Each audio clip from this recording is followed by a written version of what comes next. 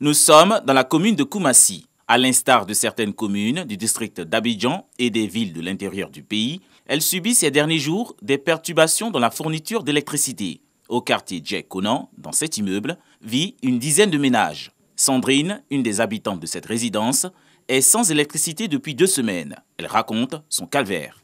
On n'arrive même pas à dormir parce que quand il coupe là, il coupe, ça revient, il coupe, ça revient, ça ne dure pas et puis ça revient, mais après là, le courant n'est plus venu. Non loin de là, d'autres résidents ne font que constater les dégâts. Depuis un certain temps, on est vraiment fatigué des coupures intempestives d'électricité.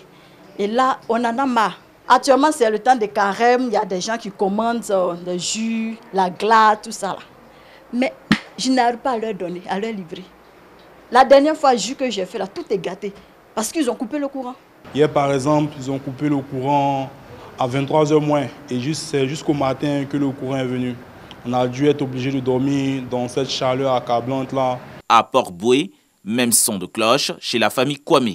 Depuis le mois de mars, ça a commencé. J'avoue que bon, on n'apprend rien à personne. Hein. On sait que les effets sont tout à fait néfastes, les coupures de courant. Parce que lorsque les appareils sont en marche et qu'il y a interruption du courant, naturellement ça bousille les appareils. Les populations, face à ces désagréments causés par ces dysfonctionnements de leurs lignes d'électricité, interpellent la compagnie de distribution et font des suggestions. Si au moins ils pouvaient communiquer pour nous dire quel était le problème réellement, vu que la Côte d'Ivoire produit l'électricité en abondance et même exporte cette électricité-là. On conçoit mal le fait que nous-mêmes qui sommes producteurs d'électricité ne puissions pas fournir l'électricité-là en bonne quantité à nos propres populations. Quelquefois, on ne sait pas à qui s'adresser. Quand on va à la CIE, ils disent que c'est un point technique et que donc il faut qu'ils préviennent